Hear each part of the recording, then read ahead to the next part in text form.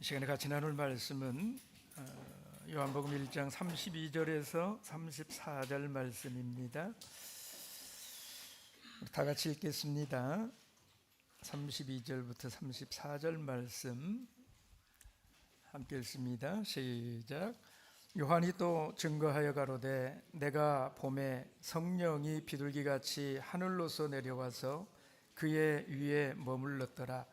나도 그를 알지 못하였으나 나를 보내어 물로 세례를 주라 하신 그이가 나에게 말씀하시되 성령이 내려서 누구 위에든지 머무는 것을 보거든 그가 곧 성령으로 세례를 주는 이인 줄 알라 하셨기에 내가 보고 그가 하나님의 아들이심을 증거하였노라 하니라. 아멘. 오늘 요한은 예수님을 성령으로 세례를 주시는 분으로 증거를 합니다. 여러분, 성령은 예수님이 주시는 선물입니다. 요한복음 16장 7절 말씀을 보시면 여러분, 이 선물이 얼마나 대단한 것인지를 이렇게 설명을 하고 있어요. 요한복음 16장 7절을 보시면 그러나 내가 너희에게 실상을 말하노니 내가 떠나가는 것이 너희에게 유익이라. 내가 떠나가지 아니하면 보혜사가 너희에게로 오시지 아니할 것이요 가면 내가 그를 너희에게로 보내리니. 여러분, 예수님이 이렇게 말씀하시고 있어요. 내가 차라리 죽어서 너희들을 떠나가는 것이 낫다는 거예요. 왜 그렇습니까? 내가 가지 않고 있으면 성령이 오실 수 없기 때문이다 하는 거잖아요. 그러나 내가 가면 성령을 너희에게 보낼 것인데 그 성령이 오시면 내가 너희와 함께 있을 때보다도 훨씬 좋을 것이다. 그래서 내가 떠나가는 것이 너희에게 유익이다. 그러니 내가 죽는 것 슬퍼하지 말아라. 우리 예수님이 제자들을 그렇게 위로하셨지 않습니까? 여러분, 예수님의 죽음마저도 아무것도 아닌 것이라고 말할 만큼 그렇게 놀라운 산물이 뭐라고요? 그게 성령이라는 것입니다. 그런데 바로 그 성령을 주시는 분이 누구냐? 누가 성령을 주신다고요? 예수님이라는 것입니다. 그래서 예수님께서 성령으로 세례를 주십니다. 자, 그러면 그 예수님이 주시는 그 성령은 누가 받을 수 있습니까? 누구에게 주시나요? 특정한 사람에게만 주시는 게 아니라고 그랬어요. 모든 믿는 자들에게 주시는 선물인 것입니다. 여러분, 사도행전 2장 17절 말씀을 보시면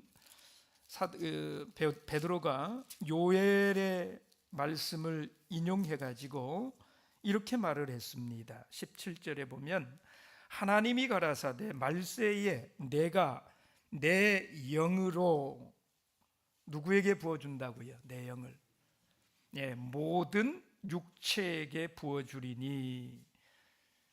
그냥 마지막 때에 내가 내 영을 주겠다 약속하신 약속의 말씀이 아닙니까? 그런데 2장 39절의 말씀을 보십시오. 2장 39절을 보시면 이 약속은 이렇게 말합니다. 이 약속이 뭡니까? 38절 마지막에 말하는 성령을 선물로 주시겠다라고 하신 그 약속을 말하는 거예요. 그죠? 근데 그 약속은 39절에 뭐라고 했습니까? 너희와 너희 자녀와 모든 먼데 사람 곧 주 우리 하나님이 얼마든지 부르시는 자들에게 하신 것이라. 그러므로 예수를 믿는 사람은 한 사람도 예외가 있습니까? 없습니까? 한 사람도 예외가 없다라는 것입니다. 여러분, 예수님이 우리에게 성령을 주시는 이유는 무엇일까요? 고린도전서 12장 13절의 말씀을 보시면 한 몸이 되게 하시려고, 우리가 한 몸이 되는 데에는 반드시 이 성령의 역사가 필요하다라는 것입니다. 그리고 주님이 우리에게 성령을 주시는 또 하나의 아주 중요한 이유가 있어요. 그것은 우리가 그분의 소유임을 분명히 하기 위해서 성령을 주신다고 말씀을 합니다. 에베소 4장 30절에도 그렇게 말씀을 했고요, 에베소서 1장에도 동일하게 말씀을 하는데요, 여러분 에베소서 1장 13절의 말씀을 보시면 이렇게 말씀했어요. 그 안에서 너희도 진리의 말씀 곧 너희의 구원의 복음을 듣고 그 안에서 또한 믿어 약속의 성령으로 뭘 받는다고요? 인치심을 받았으니. 여러분, 하나님이 약속의 성령으로 우리에게 인을 치셨다라는 거예요. 약속의 성령을 가지고 하나님께서 도장을 딱 찍어가지고 아무도 손 못 대게 만들어 주신다라는 거예요. 여러분, 도장을 찍어두는 것이 그런 것이잖아요. 그렇지 않습니까? 저 마장동이나 이런 데 가면 도살장에 가면 죄송합니다, 그것으로 예를 들어서, 근데 그게 가장 확실한 거거든요. 거기 가면 도장이 딱딱 찍혀져 있어요. 이거는 내 거라는 거예요. 다 손대지 말라는 거예요. 아무도 손댈 수 없는 내 것이다. 이게 인치는 것의 의미 아니겠습니까? 여러분, 하나님이 도장을 찍어가지고 이건 내 것이야, 손대지 마, 누구에게 대해서 이게 내 것이다, 내 소유다 이렇게 주장하는 것일까요? 누구에게 대해서요? 마귀에게 대해서 그러는 거예요. 마귀에게. 왜요? 마귀란 놈이 호시탐탐 하나님의 백성들을 어떻게든지 꼬드겨 가지고 이렇게 데려가려고 그러잖아요. 여러분, 성령 받지 못한 사람에 대해서는 마귀가요 계속 자기 소유권을 주장을 해요. 계속 따라다니면서 데려가려고 호시탐탐 마귀란 놈이 노린다 이 말이에요. 그런데 성령을 받으면 어떻습니까? 더 이상 마귀가 소유권을 노리지 못하는 것입니다. 자기 스스로 하나님을 버리고 떠나가지 않는 이상, 내가 떠나지 않는 이상은 하나님의 소유예요. 하나님이 도장을 콱 찍어가지고 이건 내 거야, 마귀에 대해서 네가 손댈 수 있는 그런 대상이 아니야, 더 이상 손대지 마 선언하셨거든. 마귀는 우리를 유혹하고 괴롭힐 수는 있지만은요, 성령을 받은 우리를 함부로 끌고 갈 생각조차 할 수 없는 그런 하나님의 소유됨을 주장하시는 그 일이 성령으로 인치시는 일이다 하는 거예요. 자, 그런데 중요한 것은 여러분, 이 성령은 어디에 임하는가 하는 것입니다. 이 성령을 어디에서 주시느냐라는 거예요. 여러분, 이 성령이 어디에 임할까? 어디에 임할까요? 오직 참예수 교회에만 임하는 것입니다. 요즘에 천주교회에서도 방언을 한다고 그러고 장로교회에서도 방언을 한다고 그러고 심지어는 똑같던데요 이렇게 말씀을 하시는 분들도 있고 난리가 아닙니다. 그래서 우리 성도님들조차도 그런 이 현상들을 보시면서 이제 저들도 구원을 받나? 헷갈려 하시는 이런 분들이 있는데 여러분, 절대로 그렇지 않습니다. 여러분 요한일서 4장 1절을 보시겠습니다. 요한일서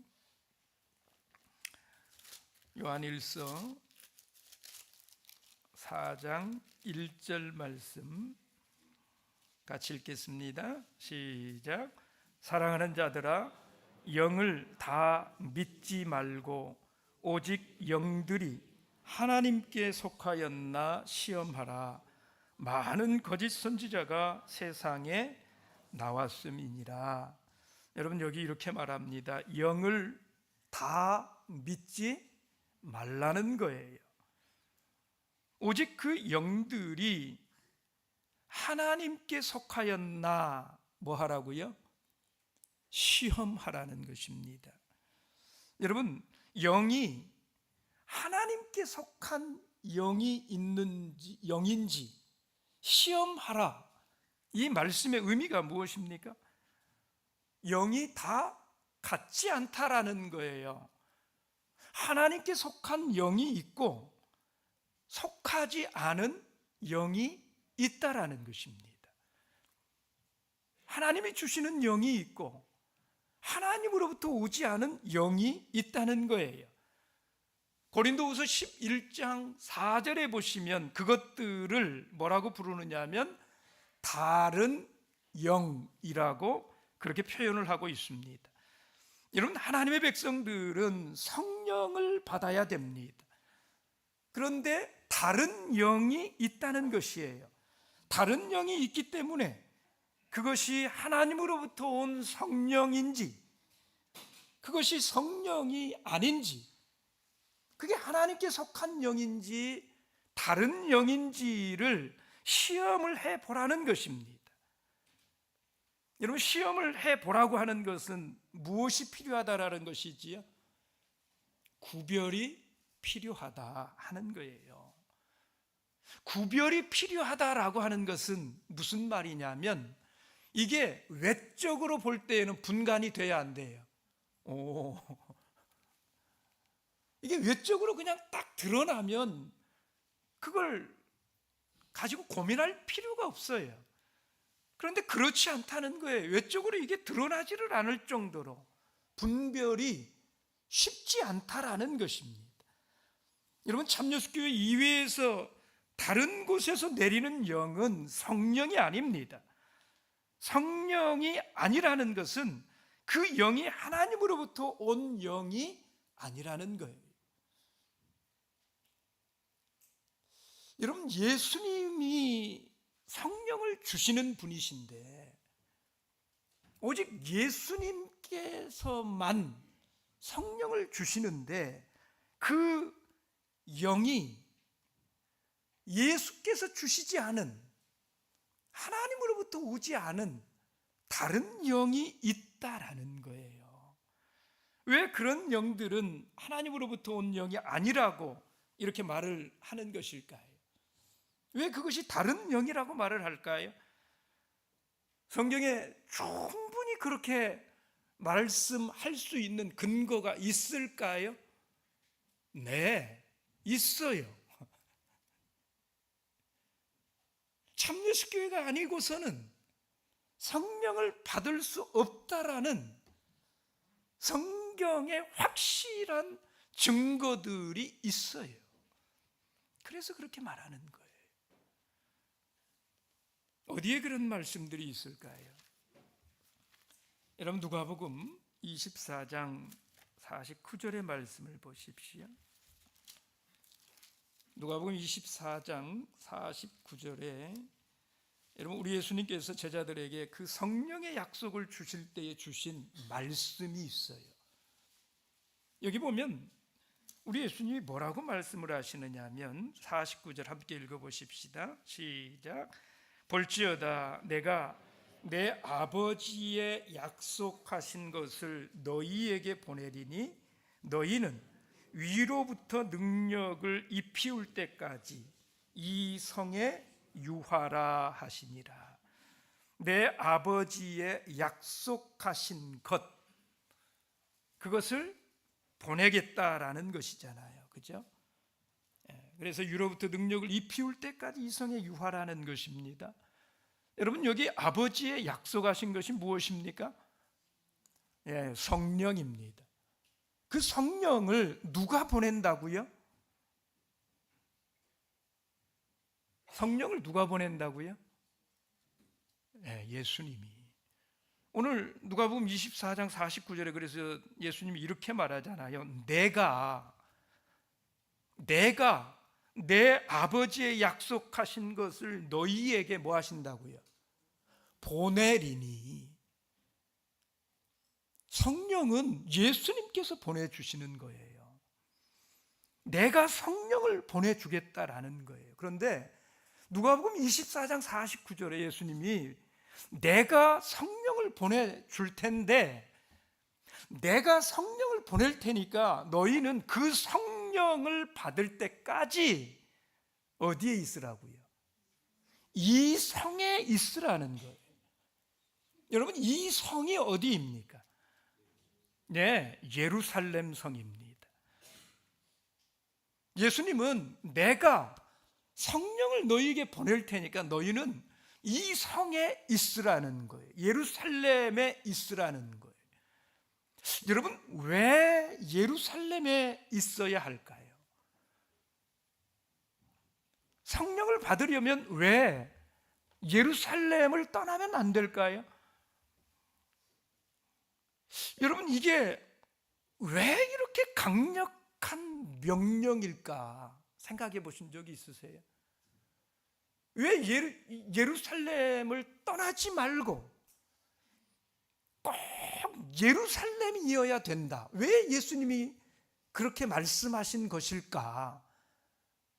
여러분, 그런 생각 해보신 적이 있으세요?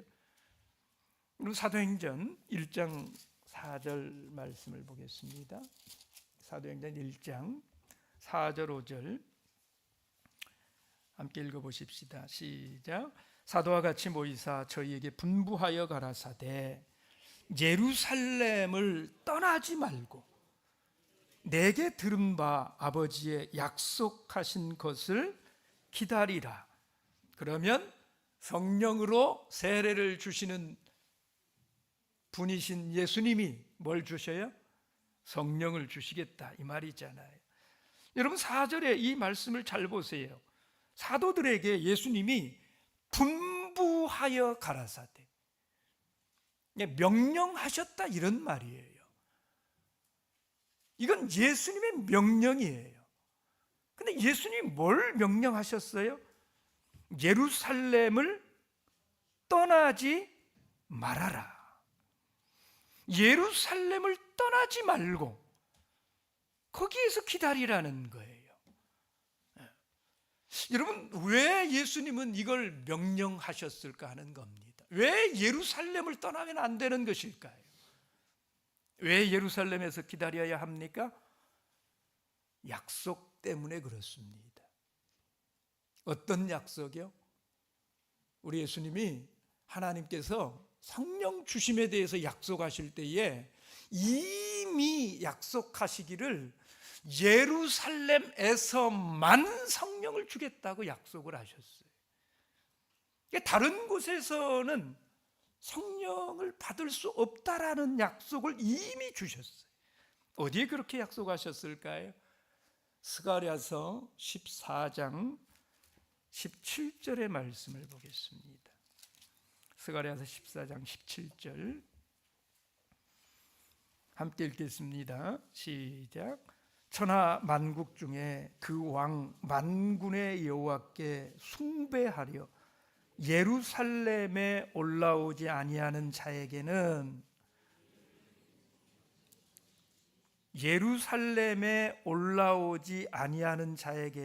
뭐를 내려주시지 않아요?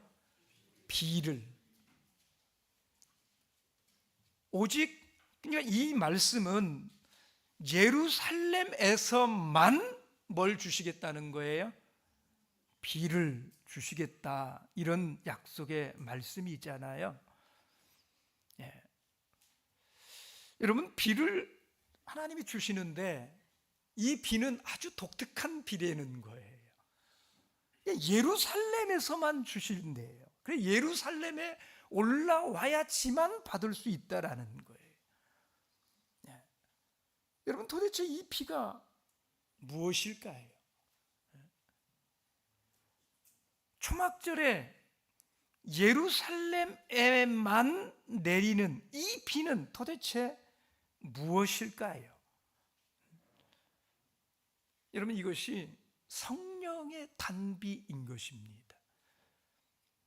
여러분, 스가랴서 14장 17절에 말하는 이 비가 성령의 단비인 것이 틀림없는 것은 어떻게 우리가 알 수 있을까요? 어떻게 확증할 수 있을까요? 여러분, 요한복음 7장 37절 이하에 보면, 요한복음 7장 37절에 명절 끝날 곧 큰 날에 이런 말씀이 나와요. 여러분, 요한복음 7장 37절에 이 명절이 어떤 명절인 줄 아세요? 이게 초막절입니다. 근데 이 초막절에 예수님께서 성령에 관해서 말씀을 하시는데, 이 성령이 너희 안에서 흘러나는 생명의 생수가 될 것이라는 거예요. 근데 그 생명의 생수를 왜 예수님은 초막절 명절에 말씀을 하시는 걸까? 이게 스가랴 14장에 예언되어 있는 이 말씀 때문에 그런 거예요. 여러분들, 이 비가요, 자연적으로 내리는 비 같으면 왜 예루살렘에만 비가 내린다 이 말입니까? 그렇죠? 자연적으로 내리는 비를 말할 것 같으면 이런 말은 통하지 않는 말, 이건 진리가 아니에요. 그렇죠? 그런데 이 비는 그렇더라 이 말이에요. 그날이 되면, 추수 때가 되면, 스가랴서 14장 16절, 18절, 19절, 20절 말씀을 보면 이건 초막절을 말하는 것인데, 이 초막절이라고 하는 이 절기는 어떤 절기입니까? 마지막 절기입니다. 마지막 추수 때를 가리키는 그런 절기가 이 초막절 절기예요.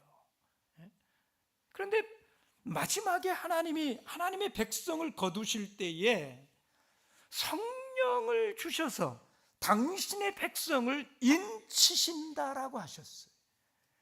그런데 그 성령을 어디를 가야 받을 수 있느냐? 어디에 올라오지 아니하면 그 성령을 주시지 않아요? 예루살렘. 그 예루살렘에 올라가지 아니하면 하나님이 비를 내려주시지 않겠다라고 말씀하신 거예요. 그래서 예루살렘을 뭐 하지 말라? 떠나지 말고 아버지의 약속하신 것을 기다리라는 것입니다. 여러분, 예루살렘에서 내리는 것만 뭐예요? 아버지의 약속하신 성령이에요. 이미 그 성령을 주시는 장소를 정해 주셨기 때문에 예수님이 오늘 제자들에게 예루살렘을 떠나지 말라고 신신당부를 하시는 거예요. 다른 데서는 하나님이 성령을 주시지 않으신다는 거예요. 그건 하나님으로부터 온 성령이 아니라는 거예요. 여러분, 성령은 오직 예루살렘에서만 내리는 것입니다. 여러분, 오늘날 그 예루살렘이 어디에 있습니까? 오늘날 그 예루살렘이 어디입니까? 여러분, 계시록 21장 2절에 보시면 하늘에서 내려오는 새 예루살렘이 있다고 그러잖아요. 히브리서 12장 22절 말씀에 보시면 장자들의 모임인 백성들이 모이는 장소를 가리켜서 뭐라고 부릅니까? 하늘의 예루살렘이라고 말씀하고 있잖아요. 갈라디아서 4장 22절에서 26절의 말씀을 보시면 그 예루살렘은 위에 있는 예루살렘이다 이렇게 말씀하고 있잖아요. 여러분, 이 세 곳의 말씀들이 하나같이 말씀하고 있는 것이 무엇입니까? 이 말씀들은 하나님께서 친히 세우시는 교회, 그 교회를 가리켜서 위에 있는 예루살렘이라고 말씀하고 있다라는 거예요. 하늘에 있는 예루살렘이라고 말씀한다 이 말이에요. 여러분, 이 말씀들은 하나님께서 친히 세우시는 교회, 그 교회를 가리켜서 예루살렘이라고 불러요. 여러분, 그래서 오순절 이후에는 이 예루살렘은 하나님이 자기 피로 사신 교회를 가리키는 것입니다. 그래서 오순절 이후에는 영적인 이 참교회를 통해서 성령을 주시는 거예요. 오순절 이후에는 예루살렘이 이스라엘에 있는 거기 가야 성령을 받는 게 아니라는 거예요. 그것은 갈라디아서 4장에서 이미 땅에 있는 예루살렘이라고 그것을 구별을 시켰어요. 오순절 이후에는 어디가 그래서 예루살렘이냐 하면 하나님이 자기 피로 사신 교회가 예루살렘입니다. 그래서 성경은 이것을 육적인 예루살렘과 구별하려고 뭐라고 부른다고요? 위에 있는 예루살렘, 하늘의 예루살렘, 새 예루살렘. 그래서 새 예루살렘이에요. 그리고 이때부터는 성령도 그곳에서만 받을 수 있게 된다 하는 거예요. 여러분, 그래서 성경을 잘 보십시오. 사도행전 2장 이후에도 성령을 받으려면 예루살렘으로 올라와야 할까요? 예수님께서 성령을 받으려면 예루살렘을 떠나지 말라, 이 말씀을 하신 것은 어디까지 그 말씀이 통했을까요? 사도행전 2장의 오순절 성령 강림 때까지만 그렇습니다. 근데 성령이 강림하시고 난 후로는요, 그 예루살렘이 영적인 예루살렘으로 바뀌어지게 된다라는 거예요. 하나님이 자기 피로 사신 그 교회가 하늘에서 내려온 하늘의 예루살렘, 새 예루살렘이 된다라는 것입니다. 그래서 여러분, 사도행전 2장 이후의 말씀들을 보십시오. 여러분, 사도행전 8장에 가서 보시면 사마리아에 성령 받지 못한 사람들의 이야기가 나오지 않습니까? 그래서 그 사마리아에 예수 이름으로 세례만 받고 그들이 성령을 받지를 못해요. 그래서 그들이 성령을 받게 하기 위해서 어떻게 합니까? 예루살렘에 가야 돼, 이렇게 말하나요? 아니죠. 오히려 예루살렘에서 베드로와 요한을 그곳에 파송을 하지 않습니까? 그래서 그들은 어디에서 성령을 받습니까? 어디에서 성령을 받아요? 네? 하늘의 예루살렘에서.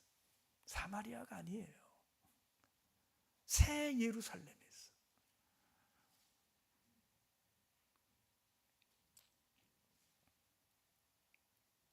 여러분, 만약에 그게 육적인 예루살렘을 말하는 것이라면 사마리아 땅에 성령이 내리시면 안 돼요. 그렇지 않습니까?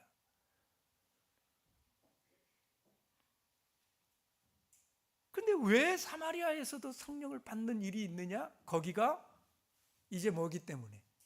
새 예루살렘이기 때문에 그런 거예요. 여러분, 말라기서에 보면 하나님이 그렇게 하시는 이유를 이렇게 말씀을 했어요. 말라기서 2장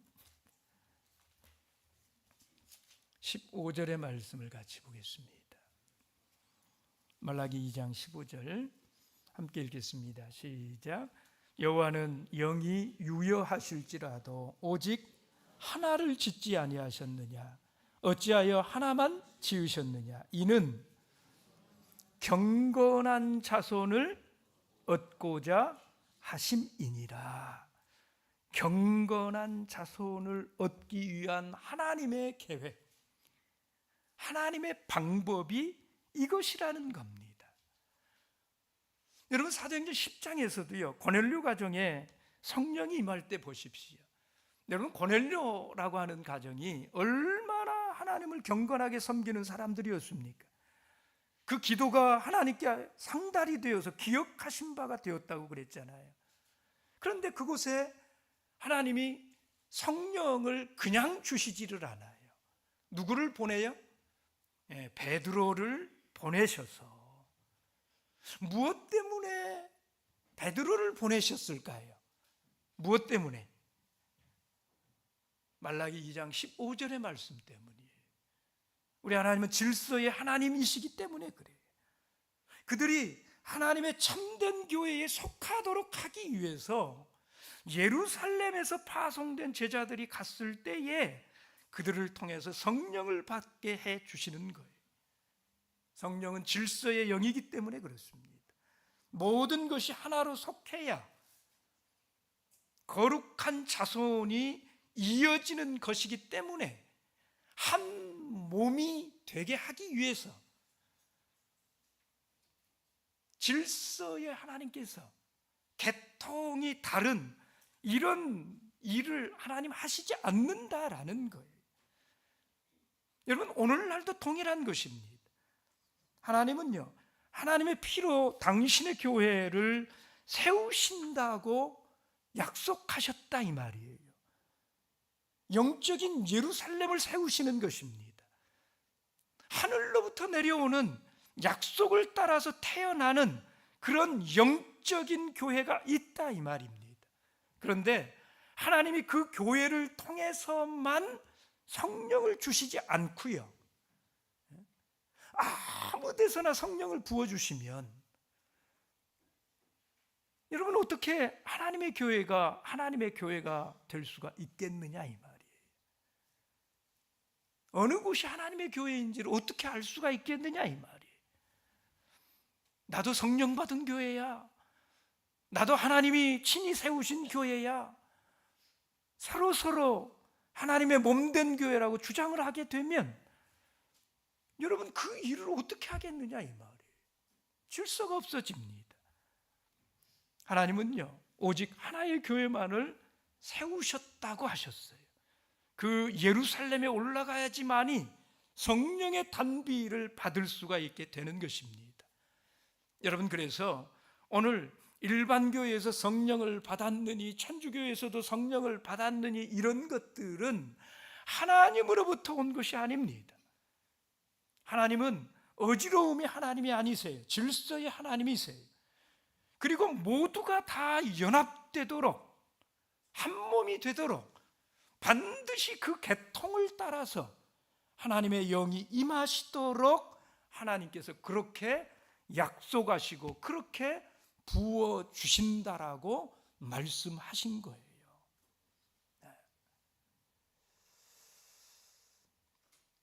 여러분, 이것은 다른 방법으로는요, 불이라고 하는 개념을 가지고도 우리는 이걸 확인할 수 있습니다.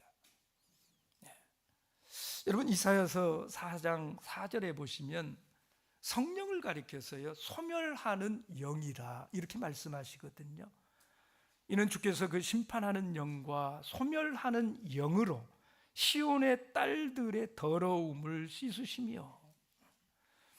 여러분, 성령을 소멸하는 영이라고 말하는 이유가 무엇일까요? 소멸이라고 하는 것은 태워서 다 없애버린다, 이런 뜻이거든요. 무엇을 태워서 없앤다고 말씀하십니까? 이사야 4장 4절에 시온의 딸들의 더러움, 죄를 태워 없애시겠다라는 거예요. 여러분, 죄를 사하는 것하고요, 성령은 불가분의 관계에 있습니다. 네.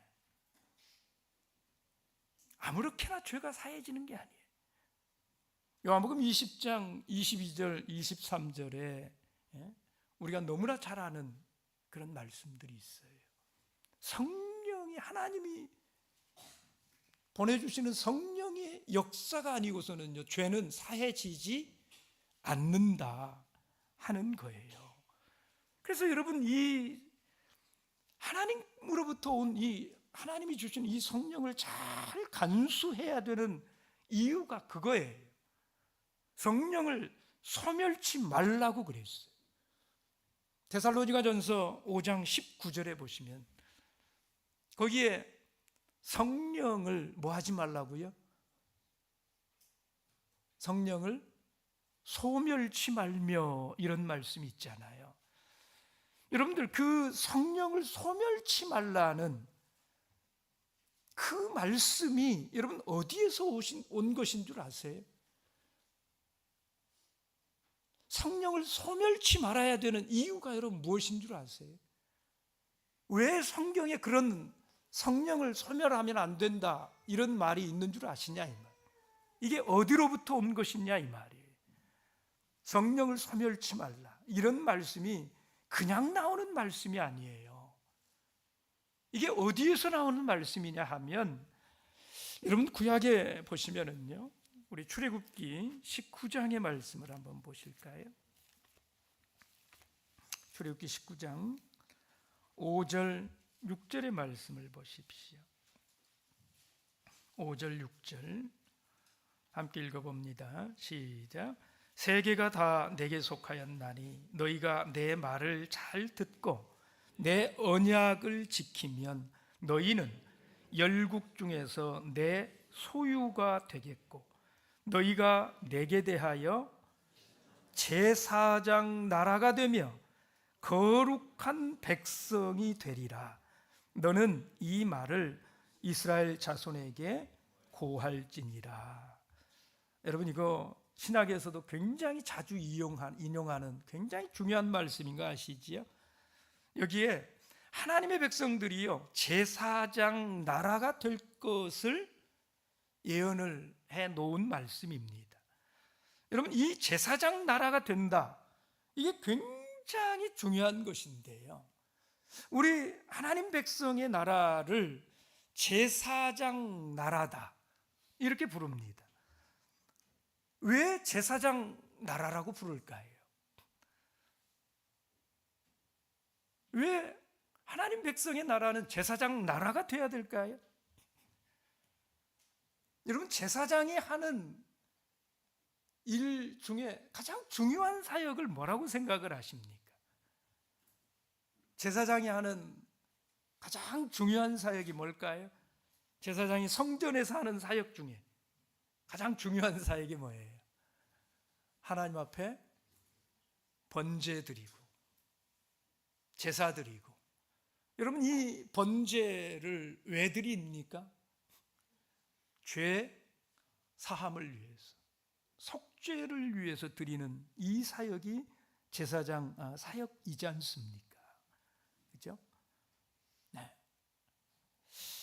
여러분, 그래서 우리가 하나님 백성들이 그 일 해야 되는 거잖아요. 그래서 제사장이 되어야 되고 제사장 나라가 되어야 되는데, 여러분, 그 제사장들이 하는 그 번제에 대해서요, 레위기 6장의 말씀을 보시면 레위기 6장 12절의 말씀을 보시겠습니다. 레위기 6장 12절 함께 읽으시겠습니다. 시작. 단 위에 불은 항상 피워 꺼지지 않게 할지니 제사장은 아침마다 나무를 그 위에 태우고 번제물을 그 위에 벌어놓고 화목제의 기름을 그 위에 살을 찌며. 여러분, 제사장이 하는 일 가운데 가장 중요한 게 번제 드리는 이 일이라고 말씀을 드렸는데, 여러분, 이 번제가 없이는 속죄가 이루어지지를 않아요. 그죠? 그래서 번제 없이 거룩한 하나님의 백성이 만들어집니까? 안 만들어집니까? 절대 불가능한 이런 일이잖아요. 그런데 제사장들이 번제를 드릴 때에 불을 피워서 드리는데 그 불을 간수하고 간직하는 이 일이 굉장히 중요한 일이다. 그래서 그 불을 꺼뜨리면 돼야 안 돼요. 예, 그 불을 꺼뜨리지 말라는 거예요. 그래서 영원토록 그 불을 계속해서 전해주어야 하는 것이다 이 말이에요. 레위기 6장 9절 말씀을 보십시오. 레위기 6장 9절 함께 읽습니다. 시작. 아론과 그 자손에게 명하여 이르라. 번제의 규례는 이러하니라. 번제 물은 단 윗 석쇠 위에 아침까지 두고 단의 불로 그 위에서 꺼지지 않게 할 것이요. 레위기 6장 13절에도 보시면 불은 끊이지 않고 단 위에 피워 꺼지지 않게 할지니라. 절대로 이 단의 불을 꺼뜨리면 안 돼요. 불씨를 살려둬야 돼요. 번제를 드릴 때도 반드시 무엇으로 번제를 드려야 되느냐? 그 불로 드려야 된다라는 거예요. 그 불을 사용하지 않으면 어떻게 됩니까? 그 불이 아닌 다른 불을 쓰면 어떻게 됩니까? 죽임을 당합니다. 그런 일이 있었지요, 실제로. 그래서 레위기 10장 1절 2절의 말씀을 보시면 레위기 10장 1절 2절 함께 읽어보십시다. 시작. 아론의 아들 나답과 아비후가 각기 향로를 가져다가 여호와의 명하시지 않은 뭐라고요? 다른 불을 담아 여호와 앞에 분향하였더니 불이 여호와 앞에서 나와 그들을 삼키매 그들이 여호와 앞에서 뭐 했어요? 죽은지라. 이유가 뭐예요? 다른 불을 가지고 왔기 때문에. 어떤 불로 번제 드리지 않았기 때문에, 그 불로 번제 드리지 않았기 때문에 여호와의 명하시지 않은 다른 불을 담아. 여러분, 하나님 앞에 분향을 하면 어떻게 됩니까? 여호와의 명하시지 않은 다른 불을 가지고 하나님 앞에 분향하면 안 돼요. 죽임당해요.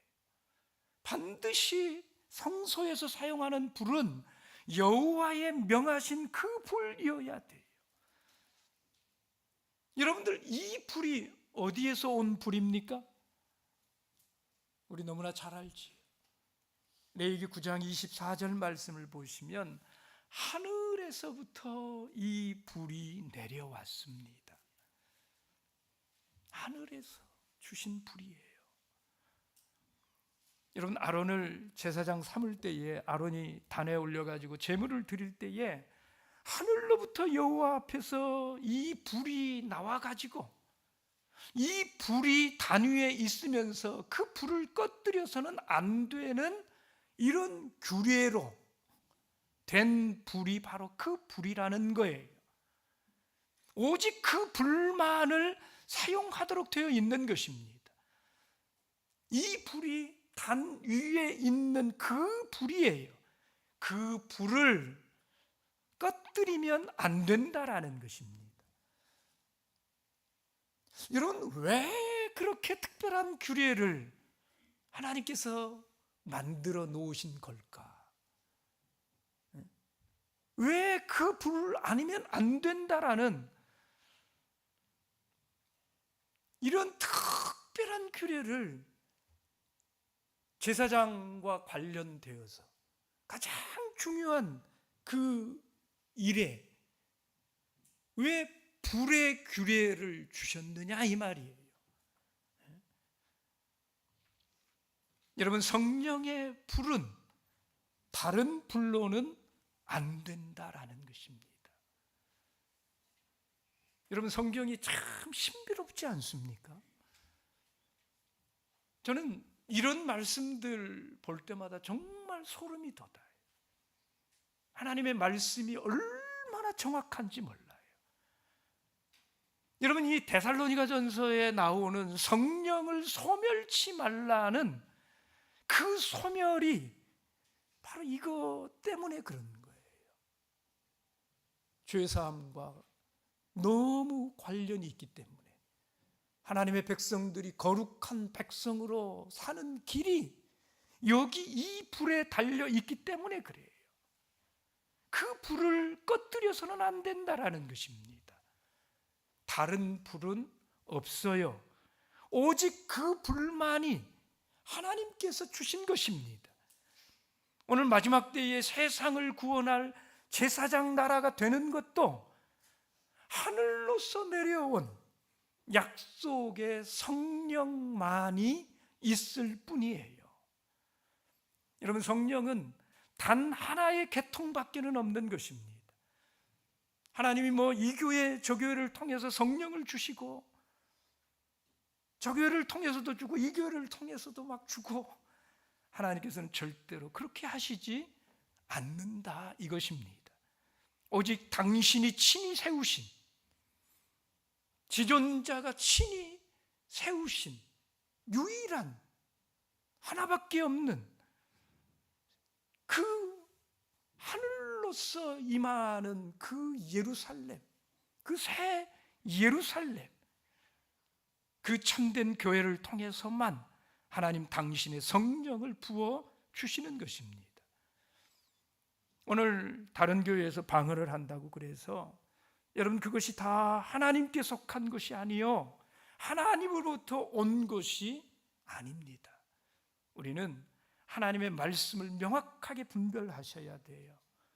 물과 영으로 거듭나는 것은 하나님께서 당신의 자녀를 삼으시는 일이신데, 하나님 백성을 하나님께서 당신의 몸된 교회가 아닌 다른 교회를 통해서 하나님의 백성을 낳게 하시고 하늘에 그 이름들을 등록하시는 이런 일을 하나님 당신께서 하시겠느냐 이 말이에요. 하나님 결코 그렇게 일하시지 않겠다라고 명확하게 말씀해 주셨어요. 능력이 없어서가 아니라 경건한 자손을 얻기 위해서. 이삭 약속으로 낳은, 자유하는 그 하나님이 친히 세우신 그 교회를 통해서 낳은 그 아들, 그들만을 하나님은 당신의 약속의 자녀라고 말씀해 주신다라는 거예요. 오늘 요한은 요한복음 1장에서 이 세례 요한을 예수님을 증거하는 사명이 있는 사람이다 이렇게 밝히지 않았습니까? 그리고 그 사명을 따라서 그가 증거한 첫 번째가 예수 그리스도께서 말씀이 육신이 되어 이 땅에 오신 하나님이시다라는 것이었습니다. 그리고 그분이 하나님으로서 우리에게 주시는 은혜가 얼마나 놀라운 것인가를 두 가지로 요약을 했어요. 첫째는 그분이 세상 모든 죄를 짊어지기 위해서 어린 양이 되셨다라는 것이고요. 둘째는 당신의 백성들을 구별하고 돕기 위해서 성령으로 세례를 주시는 분이시다라는 거예요. 이것이 세례 요한이 예수님에게서 본 영광이었지요. 여러분, 그 놀라운 영광을 바라보았을 때요, 세례 요한은 아무것도 두려운 것이 없었습니다. 주저할 것도 없었습니다. 이제 우리도 세례 요한처럼 다시 한번 주의 영광을 바라보셔야 됩니다. 그분이 얼마나 크신지를 보십시다. 그분은 창조주 하나님이십니다. 말씀이 육신이 되어서 오신 하나님이십니다. 그리고 그 주님의 영광이 어디에 있는지를 보십시오. 무엇을 통해서 주님이 그 영광을 나타내시는지를 보시라는 거예요. 죄사함의 은혜와 성령 주심의 은혜 속에 있다라는 것입니다. 여러분, 그래서 여러분이 이 두 가지 것 받으셨으면 그것으로 족한 줄 아셔야 됩니다. 이 세상의 영광을 거들떠보지도 않는 그런 배짱을 가지실 수 있어야 돼요. 예수님이 이 세상에 오셔서 내게 베풀어 주신 구속의 은혜와 성령의 선물만 가지고 있으면, 여러분, 돈을 좀 벌지 못해도요, 나에게 좀 명예가 없다고 하더라도요, 내가 이 땅 살아가면서 세상 사람들에게 손가락질을 좀 당한다고 할지라도요, 비웃음을 사고 안식일 지키는 교회 다닌다고 얼마나 여러분 비웃음을 사십니까? 근데 여기에 그들에게 그렇게 비웃음을 받을 그런 교회이냐 이 말이에요. 죄사함의 세례가 있는, 하나님의 약속하신 성령이 있는 이 교회가, 우리 주님께서 몸 바쳐서 피 흘려 사신 이 교회가 그들의 손가락질을, 그들의 비난에 아무것도 아닌 이런 교회가 될 교회이냐 이 말이에요.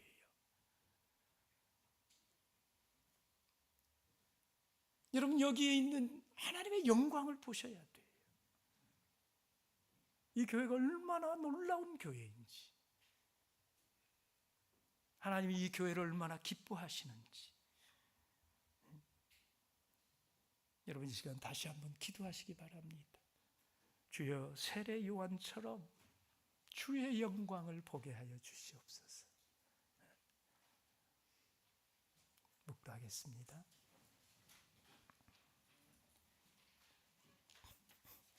할렐루야. 아멘. 찬송.